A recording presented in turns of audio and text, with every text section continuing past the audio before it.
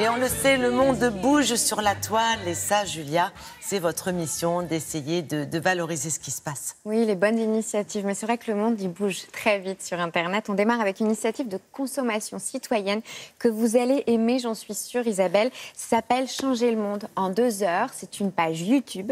À l'origine de cette page, Pierre Chevel, auteur, conférencier, il propose des micro-engagements. Autrement dit, des actions allant d'1 minute à quelques jours qui vont avoir un impact positif en matière de consommation, en matière d'environnement, en matière de solidarité et qui vont permettre à chacun de s'engager pour une cause qui leur tienne à cœur. Alors, ce n'est pas une recette miracle, mais c'est une vraie boîte à outils et c'est pour ça que c'est bien.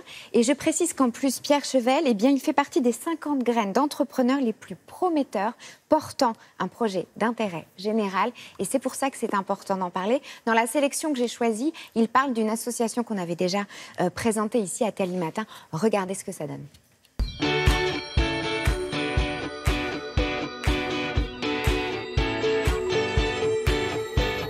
Salut Alice, ça va? Ça va bien. Première question, est-ce que tu peux nous présenter rapido ce que c'est Singa? On va créer du lien entre les personnes réfugiées et leur société d'accueil. On va faire se rencontrer des gens autour de trucs qu'ils aiment faire. La cuisine, la danse, la musique. Et après, on va aussi accompagner des personnes réfugiées dans la création d'entreprises pour qu'elles puissent justement contribuer à la société d'accueil. Voilà, donc on présente un jour une association, un deuxième jour on va vous donner une recette pour mieux trier vos déchets ou participer à C'est concret, il y a des exemples multiples. Et puis simple, facile, abordable. Ah, c'est ça, accessible. Accessible, exactement. Alors on enchaîne avec le hashtag de la semaine. Oui. Isabelle, My camera is my weapon, mon téléphone ou ma caméra est mon arme. Ça se passe en Iran. Et en Iran, le téléphone portable est vraiment devenu une arme de communication et de défense très importante. Et du coup, les réseaux sociaux par ce biais, évidemment, les femmes luttent contre le port obligatoire du voile grâce aux réseaux sociaux et grâce à ce hashtag. En fait, via des vidéos, elles vont mettre en évidence les abus de la police des mœurs. Tout a commencé il y a quelques mois avec la militante Masih Alinejad.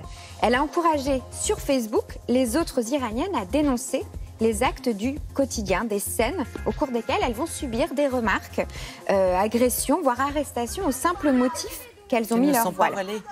Donc ces agressions, ces arrestations, ces commentaires, on le voit là, elles le filment, elles le montrent, elles le relaient sur les réseaux sociaux.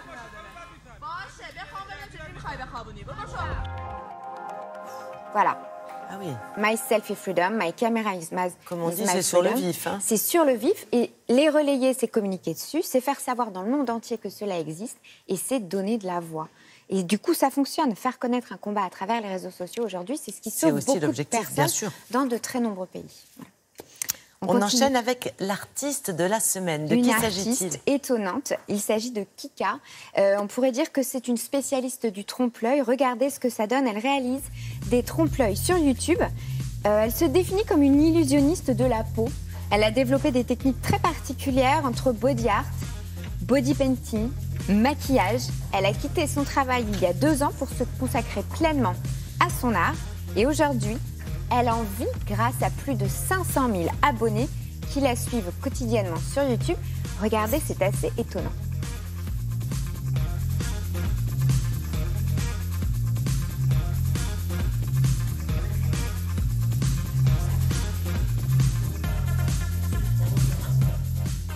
Vous avez vu le résultat? Ah oui, c'est impressionnant, effectivement. Et regardez ce que ça donne, évidemment, à la fin. Voilà. Ah là là, c'est très impressionnant. Et des comme ça, il y en a plein. Seulement le maquillage. Ça donne des illusions assez dingues. Ouais. Ah, c'est une super bonne idée. C'est une très bonne sélection. Merci beaucoup. Ah oui, on est tous un peu scotchés, comme on dit sur le plateau.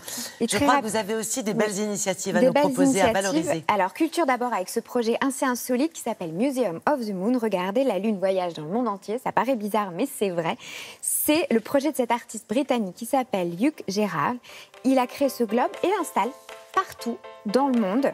Une invitation à la rêverie, à la contemplation qui connaît un très grand succès partout, de la Chine à l'Inde, en passant par les États-Unis, le Canada. Ce globe s'est déplacé, a été pris en photo, relayé partout. Il y a un peu de poésie dans cette histoire de lune qui se déplace. Vous pouvez suivre le trajet de cette lune sur le site mymoon.org. Et on enchaîne avec une sensibilisation à l'île. Regardez, des marelles.